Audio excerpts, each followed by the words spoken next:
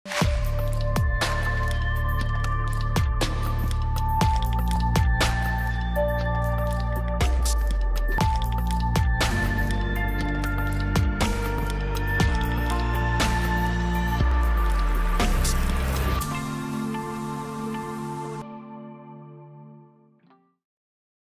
বিরোধী বিপ্লবের অগ্রসেনানী মাহমুদুর রহমানকে প্রফেসর ইউনূসের সরকার জেলে পাঠাইছে। এই মাহমুদুর রহমান সেই বিরল ব্যক্তিত্ব যিনি হাসিনার শাসনের শুরুতেই ফ্যাসিবাদের উত্থানকে সঠিকভাবে চিহ্নিত করতে পারছিলেন, যিনি একাই প্রতিবাদের মশাল জ্বালায় রাখছিলেন। কেন তাকে নেওয়া হলো জেলে? অনেকেই আইনের কথা বলতেছেন। এই সরকার মাহমুদুর রহমানকে আইন দেখাইছে।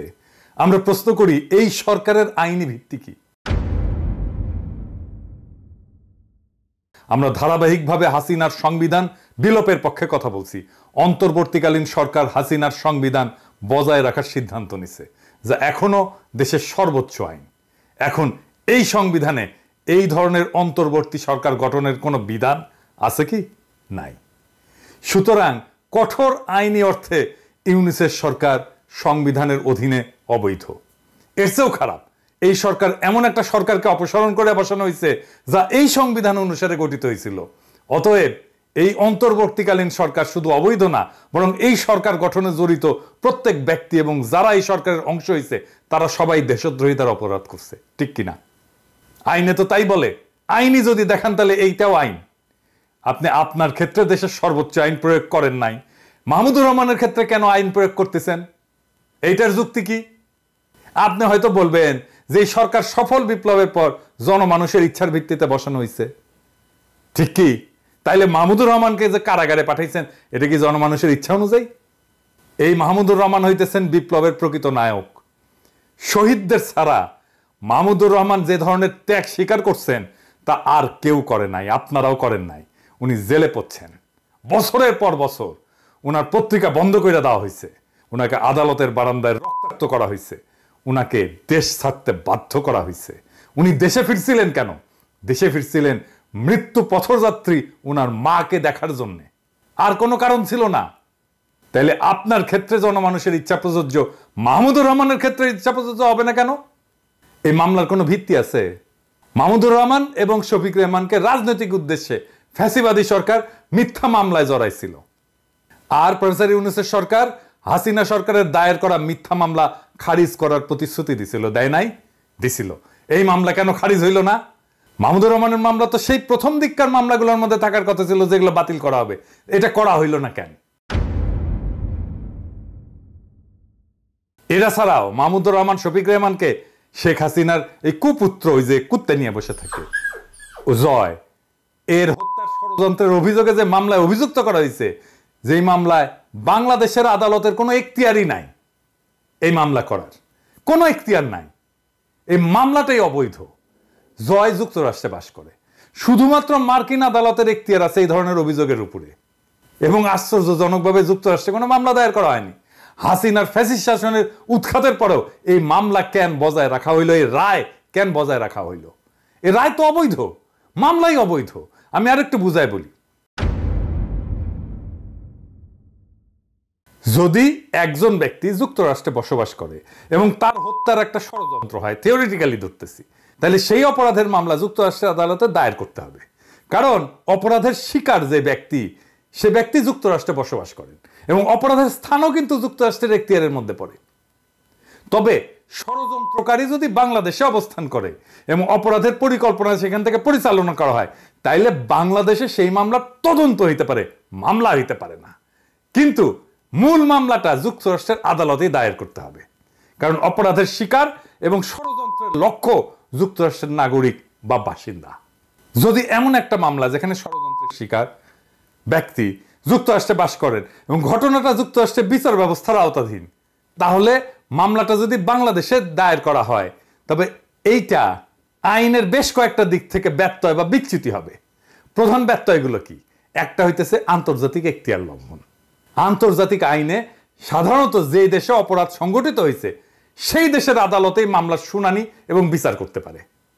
যেহেতু ষড়যন্ত্রের শিকার ব্যক্তি যুক্তরাষ্ট্রে বাস করেন এবং অপরাধের প্রভাব সেই দেশের মধ্যে পড়ে, তাই মামলাটা যুক্তরাষ্ট্রের এখতিয়ারের মধ্যে পড়ে। বাংলাদেশে এই ধরনের মামলা দায়ের করা হইলে সেটা আন্তর্জাতিক আইনের মূলনীতির লঙ্ঘন।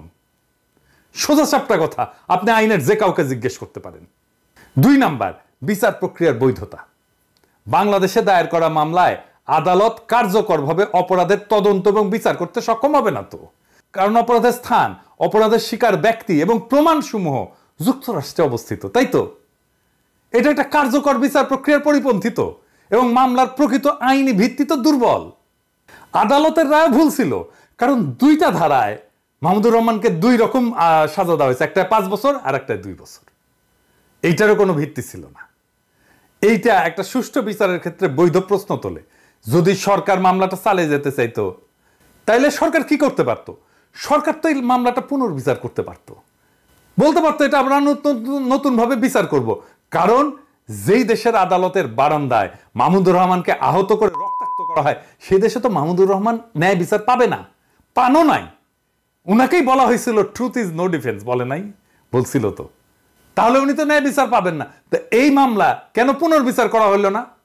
69-এ গণ আন্দোলনের মুখে পাকিস্তানের প্রেসিডেন্ট আইয়ুব শেখ মুজিবের বিরুদ্ধে আগরতলা ষড়যন্ত্র মামলা প্রত্যাহার করছিল, করে নাই? তাহলে জনমানুষের দাবির মুখে মামলা প্রত্যাহার করা যায় তো নাকি? কেন মাহমুদুর রহমানের ক্ষেত্রে এটা করা হইল না? একই মামলায় কিন্তু শফিক রেহমানদের সাজা স্থগিত করা হয়েছে। দেখেন কেন মাহমুদুর রহমানেরটা করা হইল না? এর সাথে তো যুক্তই করে দেওয়া যেত মাহমুদুর রহমানের কথা। তার মানে বিপ্লবের যারা সৈনিক, তারা এই সরকারের হাতে, প্রফেসর ইউনূসের সরকারের হাতে নিগৃহীত হইতেছে। কেন?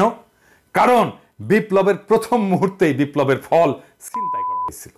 হাসিনার অপমানজনক পলায়নের পর আসিফ নজরুল একাই তথাকথিত সাংবিধানিকতার দোহাই দিয়া ছাত্রদের একাংশকে ক্যান্টনমেন্ট আর বঙ্গভবনে নিয়ে ঘুটু কইরা প্রফেসর ইউনূসকে হাসিনার বানানো রাষ্ট্রপতি চুপ্পুর কাছে শপথ নেওয়াইছিল, আর এক গাদা অপদার্থ উপদেষ্টা নিয়ে কাজ শুরু করে বিপ্লবের হোকা মেরে দিয়েছিল। এদের শাসনে ক্যান্টনমেন্টে আশ্রয় পেল সব আওয়ামী দুর্বৃত্তরা, পলায় গেল সবাই, বিপ্লবও পলায় গেছে, এখন কিন্তু যে মনির হইল পলায় গেছে।